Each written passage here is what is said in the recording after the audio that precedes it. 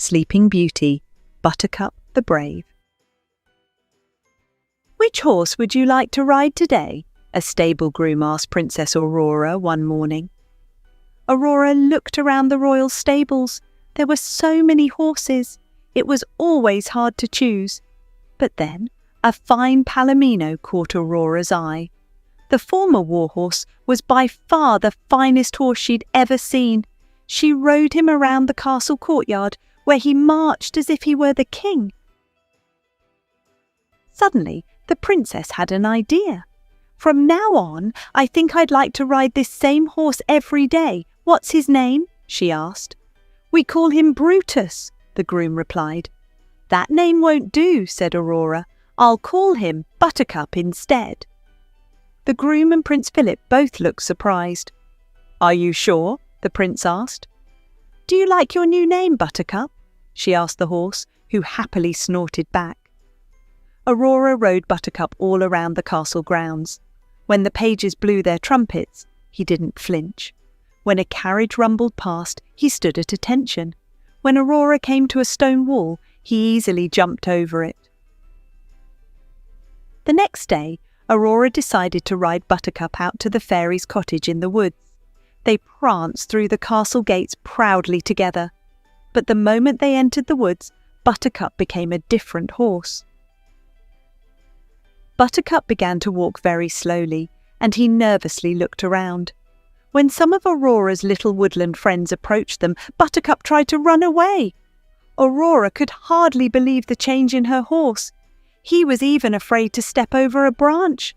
"What's the matter, Buttercup? There's nothing to be frightened of," she said. By the time she reached the cottage, Aurora was quite confused. How could a horse who was so brave at the castle be so timid in the woods? Flora, Fauna and Merryweather hurried out of their cottage to greet them. "Oh, what a beautiful pony!" Merryweather exclaimed. Aurora sighed. "He is beautiful, but he seems to be afraid of everything in the woods," she said. "You just need to be patient with him," Flora told her. "Yes, dear, be patient," Merryweather agreed. Then she moved closer.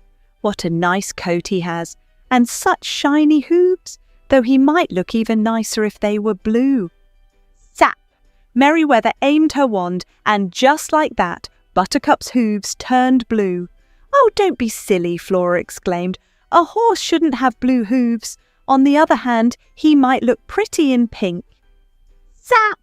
Flora aimed her wand and Buttercup's hooves returned to their normal colour, but the rest of him turned pink.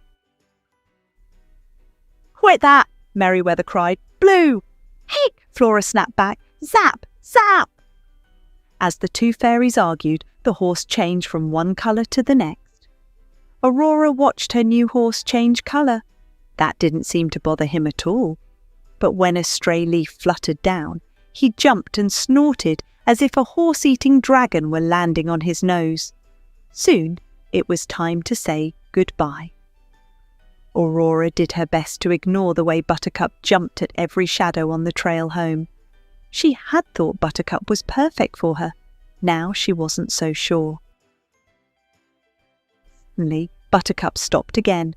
"What is it this time?" Aurora sighed. Then she looked ahead and gasped in fright. A huge mountain lion was blocking their path.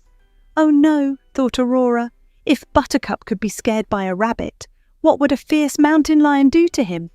But to Aurora's great surprise, Buttercup didn't try to run. Instead, he stood his ground and snorted angrily. Then he struck at the lion with his great front hooves. Aurora hung on for dear life, still afraid. But it seemed that Buttercup was feeling very brave. Buttercup's lack of fear soon made Aurora feel braver too. She reached out and grabbed a sturdy tree branch and waved it in the mountain lion's face. "Leave us alone," she yelled at it, "or else!" When the mountain lion didn't budge, Buttercup leapt forward and pinned its tail to the ground with one hoof. Then Aurora reached out and gave it a rap on the nose with her branch. The lion let out a yowl and yanked its tail free and raced away, embarrassed. "Come along, Buttercup, let's go home," Aurora said, giving the proud horse a grateful pat. As Aurora and Buttercup neared the castle, a butterfly fluttered past. Buttercup's eyes went wide, and he fearfully jumped back. But this time, Aurora gently stroked his neck and told him to try to stay calm.